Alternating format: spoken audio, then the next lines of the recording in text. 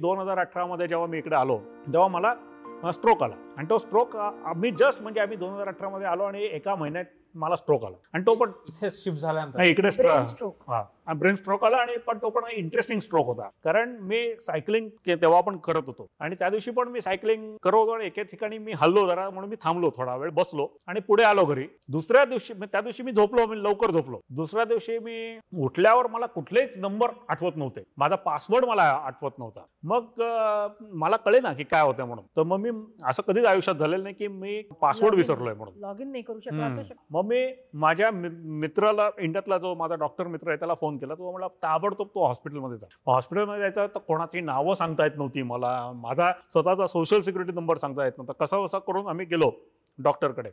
आम्ही इतके नवीन होतो, आमच्याकडे गाडी नव्हती, काही नव्हतं. मला येऊन 2च दिवस झाले होते. मला म्हटलं मला कोणी पत्ता विचारला तरी सांगता नाही येणार, त्यामुळे तिकडे जी लेटर्स बसलेली तीच घेतली आणि ती पर्स मध्ये टाकली की कोणी पत्ता विचारला तर मला हा बघून सांगता येईल की हा पत्ता आहे बाबा रे. आणि मग डॉक्टर म्हणाले तुला स्ट्रोक येऊन गेला म्हणून. पण म्हणजे काय? आणि मग त्यांनी मला तिकडनं एअर शिफ्ट केलं. ओके, हेलिकॉप्टर एअर ॲम्ब्युलन्स नाही त्याला, म्हणजे इट वॉज व्हेरी म्हणजे पायाखालची जमीन सरकणं. कारण त्यांना वाटलं की आता याचं ब्रेन ऑपरेशन करायला लागणार आहे. मी ओके होतो, मला सगळं कळत होतं, फक्त मला एक्सप्रेस करता येत नव्हते. बोलायला शब्द सुटत कळत नव्हती की काय कसं सांगावं कुठली गोष्ट. त्यांनी सांगितल्यानंतर 5व्या मिनिटाला एअर ॲम्ब्युलन्स आलेली होती. ते लोक येऊन बीपीचं घेऊन त्याला घेऊन पण गेले. मला काही समजण्याच्या आत ह्याला घेऊन गेलेले होते. आणि मग तिकडे उतरलो, मी हेलिकॉप्टरवरून डायरेक्ट उतरलो खाली वगैरे, मी चालत गेलो. तर तो डॉक्टर बघतच बसला माझ्याकडे आणि डॉक्टर म्हणला मला परत तुझा MRI करायचा. त्यांनी MRI केला. तो म्हणला की तुझा ब्रेनचा काही भाग गेलेला आता, मेलेला फॉर गुड.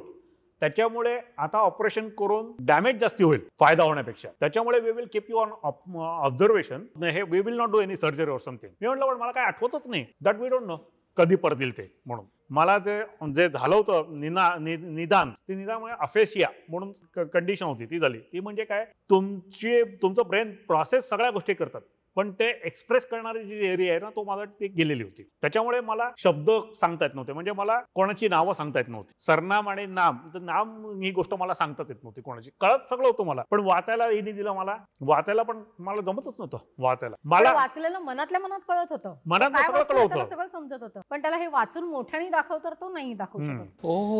असं तुला दिसतोय हा चष्मा आहे, हे काय ठेवलंय, हे माहिती आहे की चष्मा आहे, फक्त बोलता येत नाही. पण हे घ्यायचा रीडिंग वगैरे असं सगळं सांगेल तो चष्मा असं सांगू शकत बाहेर यायचा नाही. Very scary. जवळपास 6 महिने स्पीच थेरपी वगैरे करायला लागली मला वगैरे, हळूहळू गोष्टी आल्या. पण तेव्हा पण माझी मेमरी शाबूत होती, मला सगळ्या गोष्टी कळत होत्या पण सांगता येत नव्हत्या. त्याच्यामुळे मग ते माझा जो स्पीच थेरपी तो मला म्हणला ते काय झालंय की सगळ्या गोष्टी एका वेगळ्या वेगळ्या अशा बॉक्सेसमध्ये आहेत आणि त्या सगळ्यांच्या चाव्या मिक्स झाल्या. तर आपल्याला प्रत्येक चावी शोधून त्या बॉक्सला लावायचे. ते काम तुला करते. ते 6 महिने मग इनी माझ्यावर खूप मेहनत केली. ते आपल्याला काय आजूबाजूला बघून आपल्याला हार्ट अटॅक बद्दल माहिती असते, अरे डावा काहीतरी हात दुखायला लागतो, किंवा काही लोकांना हे माहिती असतं. ह्या बाबतीत काही माहितीच नव्हतं. म्हणजे डॉक्टर म्हणाले की हे आदल्या दिवशीच कळायला होतं. पण म्हटलं मला तो नॉर्मल बोलतोय, चालतोय, वागतोय, म्हणजे डॉक्टरकडे जा सांगितल्यावरती पण तोपर्यंत याची दाढी बिडी करून ते सगळं स्वतः करत होता. तो कसं टॅक्सीला बोलवणं वगैरे सगळं हे त्यांनी केलेलं होतं.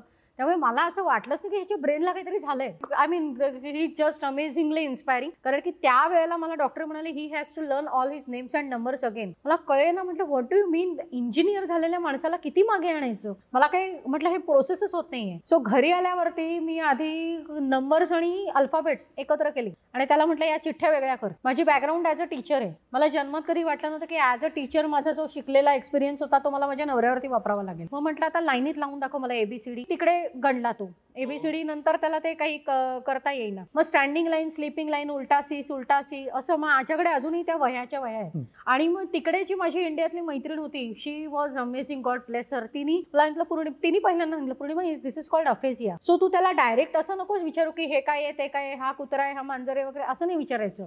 A फॉर ऍपल नाही, ए हे त्याला हाताने करू देत. म्हणजे हाताने A आणि हा A हे कनेक्शन त्याचं व्हायला लागेल. सो नंतर तो जसा रिकवर व्हायला लागला ना, तो तसा सांगताना आता तू समोर आलायस, आता ऍक्च्युली आफ्टर स्ट्रोक तू भेटलायस, तर पुढच्या वेळेला तो भेटेल त्यावेळी त्याला राहुल हे नाव नॉट नेसेसरी लक्षात राहील. तो मला 4 रेफरन्सेस सांगेल. अरे तो नाही का आपल्याकडे आलेला पॉडकास्ट, त्याचं खूप नाही का आपण बघतो तो असं सांगितल्यावरती मग मी सांगेन अच्छा हा का, असं अजूनही होतं हे. त्याची मराठी भाषा एवढी सुंदर आहे. तो रेग्युलर ब्लॉग्स लिहायचा. लिहायचा, लेख लिहायचा. So he lost all of that. But काय लॉस केलं त्याच्यापेक्षा आम्ही म्हणतोय की हा आहे.